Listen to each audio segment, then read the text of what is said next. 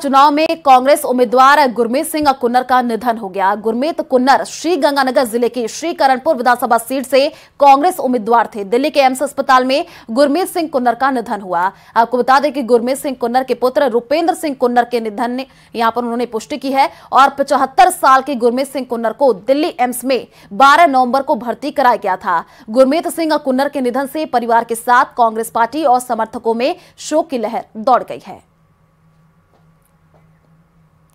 तो किडनी में देखिए समस्या था, उस कारण उनको भर्ती कराया गया था। काफी लंबे समय से इलाज चल रहा था। तो करणपुर सीट से प्रत्याशी कुन्नर थे और आज वो हमारे बीच नहीं रहे। और देखिए राजस्थान के सियासी गलियारों में जैसे ही ये खबर पहुंची तो शोक की लहर देखने को मिल रही है। और लगातार अगर हम बात कर ले कुन्नर की तो उनका जो भाव था, मिलनसार व्यवहार था, लोगों के बीच पहुंचते थे, बातचीत करते थे और लगातार अपने पहनावे की वजह से भी वो काफी जाने जाते थे। और देखिए लगातार अगर हम बात कांग्रेस की करें तो एक बड़ा झटका लगा है। अब आपको गुरमीत सिंह कुन्नर के सियासी सफर के बारे में चलिए बताते हैं। गुरमीत सिंह कुन्नर 1998 में कांग्रेस के टिकट पर चुनाव जीते थे। 2008 में निर्दलीय चुनाव लड़कर के जीते थे कुन्नर और 2018 में कांग्रेस से जीत के बाद मंत्री कुन्नर बने थे। श्रीगंगानगर के वरिष्ठ कांग्रेस नेता कुन्नर थे। आपको बता दें कि कांग्रेस ने करणपुर सीट से टिकट दिया था और बीजेपी के सुरेंद्र पाल सिंह टीटी से मुकाबला था। तो देखिए कांग्रेस ने करणपुर सीट से टिकट दिया था और काफी कद्दावर नेता माने जाते हैं। राजस्थान की सियासत में काफी अलग पहचान रखते थे और लगातार देखिए इनको टिकट भी दिया गया था और ये भी खबरें निकल करके सामने आई कि ये टिकट के लिए मना कर रहे थे, लेकिन फिर से इनको कांग्रेस ने टिकट दिया था इसी वजह से क्योंकि कांग्रेस जिस हिसाब से इस बार चुनावी मैदान में उतर रही है कि जिताऊ और टिकाऊ कैंडिडेट को टिकट देने की बात कांग्रेस की तरफ से कही गई थी, वही देखने को मिला और टिकट दिया गया। लेकिन देखिए ये कहा जा रहा था कि जल्द ही ये स्वस्थ हो जाएंगे और चुनावी मैदान में उतरेंगे, लेकिन ईश्वर को कुछ और ही मंजूर था। तो कांग्रेस ने करणपुर सीट से इनको टिकट दिया था और गुरमीत सिंह कुन्नर का सफर आपको बता रहे हैं। बीजेपी के सुरेंद्र पाल सिंह टीटी से इनका मुकाबला होना था। तो कांग्रेस प्रत्याशी गुरमीत सिंह कुन्नर के निधन के बाद राजस्थान में एक बार फिर से देखिए अब कहीं ना कहीं जो है शोक की लहर देखने को मिल रही है और प्रदेश में 199 सीटों पर ही अब मतदान होगा। इस बारे में निर्वाचन विभाग जल्द अधिसूचना जारी करेगा और इससे पहले 2013 में भी ऐसा ही संयोग बना था। इसके बाद 2018 में भी 199 सीटों पर चुनाव हुआ था और अब फिर से तीसरी बार गुरमीत सिंह कुन्नर के निधन के बाद इतिहास दोहराया जाएगा और ऐसे में लग रहा है कि लगातार तीसरी बार प्रदेश में 199 सीटों पर चुनाव होगा। 2013 से 2023 तक के विधानसभा चुनावों में लगातार अजीब संयोग बन रहा है। आपको बता दें कि 2013 में चूरू में बसपा के उम्मीदवार जगदीश मेघवाल की मौत हुई थी। 2018 में रामगढ़ में एक प्रत्याशी की मृत्यु से चुनाव स्थगित हुआ था। तो सीएम अशोक गहलोत ने भी अपनी संवेदना व्यक्त की है, सुनाते हैं आपको। अचानक चले गए हमारे बीच से, कैंपेन करते करते वो अस्वस्थ हो गए थे, उनको दिल्ली एम्स भेजा गया। प्रभा आखिरी सांस ली, वो सुन के पूरा कांग्रेस का कार्यकर्ता बहुत ही स्तब्ध है और बहुत दुखी है। मैं अपनी ओर से उनको सदा सुमन अर्पित करता हूं और उनकी आत्मा को शांति प्रदान करें, उनके परिवार को दुख को झेलने के लिए शक्ति प्रदान करें। तो वही श्रीगंगानगर विधायक राजकुमार गौड़ ने गुरमीत सिंह कुन्नर के निधन को अपूर्णीय क्षति बताया है। जानकारी के मुताबिक आज दोपहर बाद उनका पार्थिव शरीर गांव पहुंचेगा और कल उनका अंतिम संस्कार किया जाएगा। विधायक के निधन के बाद इलाके में शोक की लहर दौड़ गई है। परम श्रद्धेय आदरणीय गुरमीत सिंह जी कुन्नर, पूर्व मंत्री, राजस्थान सरकार, गणर के बहुत बड़े किसान नेता, जन जन के प्रिय और पूरे इलाके के प्रिय आज हम लोगों के बीच में नहीं रहे। इस बात का पूरे इलाके में, पूरे राजस्थान में शोक छाया हुआ है। ऐसे शानदार आदमी बहुत कम मिलते हैं।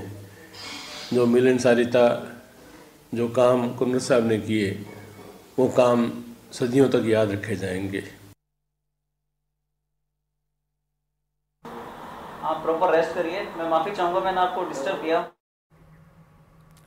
तो देखिए, कुन्नर के निधन से इलाके में शोक की लहर दौड़ पड़ी है। विधायक राजकुमार गौड़ ने भी शोक जताया है। कुन्नर का पार्थिव शरीर आज गांव पहुंचेगा और ये कहा जा रहा है कि कल अंतिम संस्कार किया जाएगा। तो लगातार देखिए, जैसे ही ये खबर राजस्थान के सियासी गलियारों में पहुंची तो शोक की लहर चारों तरफ देखने को मिल रहा है। साथ ही साथ कांग्रेस को बड़ा झटका लगा है।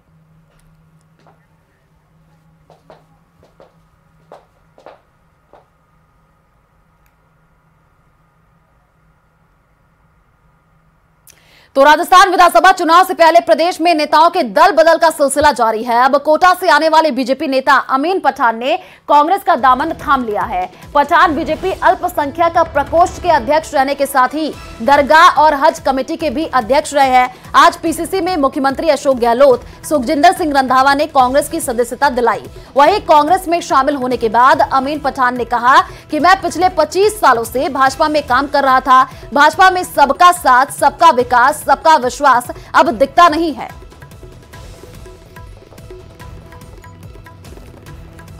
तो देखिए, चुनाव से पहले दल बदल जारी है और अमीन पठान ने कांग्रेस का दामन थाम लिया। तस्वीरें भी टीवी स्क्रीन पर, जब सीएम अशोक गहलोत ने देखिए यहां पर सदस्यता अमीन पठान को दिलाई और कांग्रेस की सोच देशभक्ति की है, ये सीएम की तरफ से कहा गया।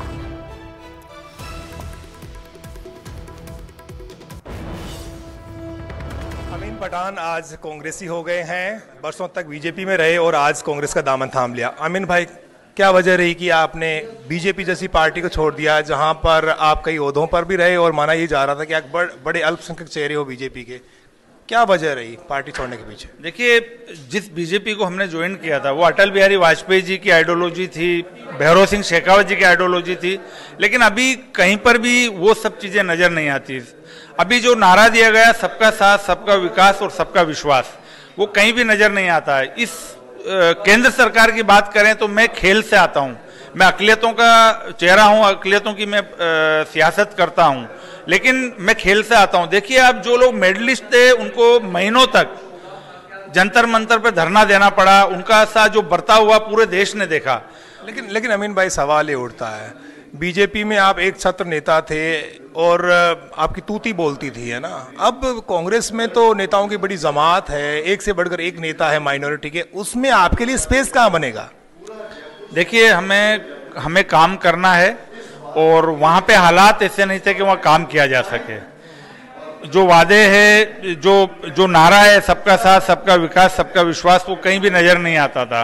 और ऐसे हालात में जहाँ पे पिछड़े वर्ग को दरकिनार किया जा रहा हो, अकलियतों को दरकिनार किया जा रहा हो, वहां पे आप काम किस हालात में करेंगे? अपने लोगों को जवाब देना पड़ता है कि भाई, अपने लोगों को जो एक प्लेटफॉर्म मिलना चाहिए वो प्लेटफॉर्म नहीं दिया जा रहा है, काम करने का मौका नहीं दिया जा रहा है। लेकिन अमीन भाई, ये बताइएगा, 20 साल से ज्यादा में गुजारे, 25 साल आपने गुजारे, अभी जाकर के दम कैसे घुटने लगा? ये आपको लगा कि नहीं, अब यहाँ से ज्यादा मुझे आगे नहीं बढ़ने दिया जा रहा है, तो बेहतर है कि मैं कांग्रेस में चला जाऊं, जहां मेरे लिए अब एक नई शुरुआत हो जाएगी और मैं अपनी जगह भी बना लूंगा? कौन सी बात थी जिसने आपको कांग्रेस में आने पर मजबूर किया? देखिए, आपने देखा कि ये जो सब चीजें हुई है, जिस तरीके से अकलियतों को दरकिनार किया गया, उन सब बातों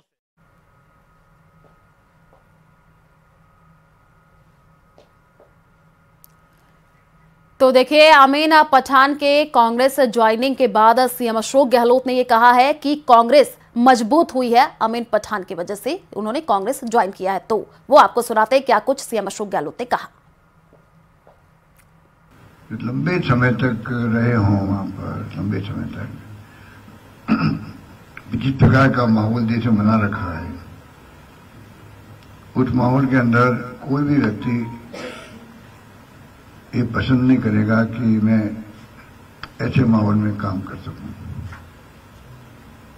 और यही कारण है कि मैं समझता हूं कि उन्होंने ये तय किया, चुनाव राजस्थान हो रहे हैं और वो एजेंडे कोई नॉन इश्यू को इश्यू बना के, जो इश्यू वास्तव में है, विकास का है, जो हम लोगों ने फैसले किए हैं, गुड गवर्नेंस का है, उस पर चर्चा नहीं करते। इसलिए मैं इनका हार्दिक स्वागत करता हूं कांग्रेस के अंदर। एक सोच जो कांग्रेस की है उसको इन्होंने अडॉप्ट किया है। कि हमने देश की तरक्की, सद्भावना को आगे लेकर जाना है, कि इनकी भी सोच है। मैं इनका भी स्वागत करता हूं और इनके साथियों का भी। पिछले 25 वर्षों से भाजपा में काम करता था, पार्षद से लगा के कई बोर्डों पे चेयरमैन रहा, कई पदों पे रहा, लेकिन जब हमने जो भाजपा ज्वाइन की थी वो अटल बिहारी वाजपेयी जी और भैरव सिंह शेखावत जी की भाजपा होती थी। जो आज नारा भाजपा की ओर से दिया गया है, सबका साथ, सबका विकास और सबका विश्वास, वो तब तो दिखता था, लेकिन आज कहाँ दिखता है? जो आप कहते हैं कि सबका साथ, सबका विकास और सबका विश्वास, तो इसके अंदर कहाँ पर पिछड़ों का, अकलियतों का, खिलाड़ियों का कहां पर विकास हो रहा है? उनको दरकिनार किया जा रहा है। तो इन सब बातों से आहत और दुखी होकर आज हमने सबके साथ बैठकर आज हम सभी लोग, बड़ी तादाद में जो लोग आए, वो कांग्रेस आज ज्वाइन कर रहे हैं। तो चुनाव में अक्सर नेताजी जुबान से कुछ ज्यादा ही बोल जाते हैं, लोगों से वोट के लिए हर हथकंडे अपनाते हैं, लेकिन नेताजी वोट बैंक को साधने के चक्कर में आचार संहिता का उल्लंघन भी कर देते हैं। ऐसे ही एक बयान तिजारत से बीजेपी उम्मीदवार बाबा बालकनाथ ने दिया है। बाबा ने तो चुनाव की तुलना भारत और पाकिस्तान मैच से ही कर दी है। अब बाबा को चुनाव आयोग ने नोटिस जारी कर जवाब भी मांगा है। आइए आपको सुनाते हैं। देखिए, भारत पाकिस्तान का मैच है इस बार। भाई है कि नहीं मैच भारत पाकिस्तान का? ऊपर वाले भारत पाकिस्तान का मैच है। यहाँ जीत की लड़ाई नहीं है, यहाँ पर वोटिंग परसेंटेज की भी लड़ाई है। उधर वोटिंग परसेंटेज कितना होता है आपको बताने की आवश्यकता नहीं है। हमारा वोटिंग परसेंटेज, क्योंकि वो कबीले एक हो गए ना सारे, उनके जो मंसूबे हैं उन मंसूबों को परसेंटेज से परास्त करेंगे तो आने वाले भविष्य में फिर कभी ऐसी हिम्मत नहीं करेंगे। देखिए ये वही बयान है जिस पर देखिए बालकनाथ को नोटिस मिला है। विवादित बयान यहां पर बाबा बालकनाथ ने दिया था और चुनाव को देखिए यहां पर मैच से तुलना करते हुए नजर आए थे और ये वीडियो सोशल मीडिया पर जमकर वायरल हुआ और अब इनको नोटिस थमा दिया गया है।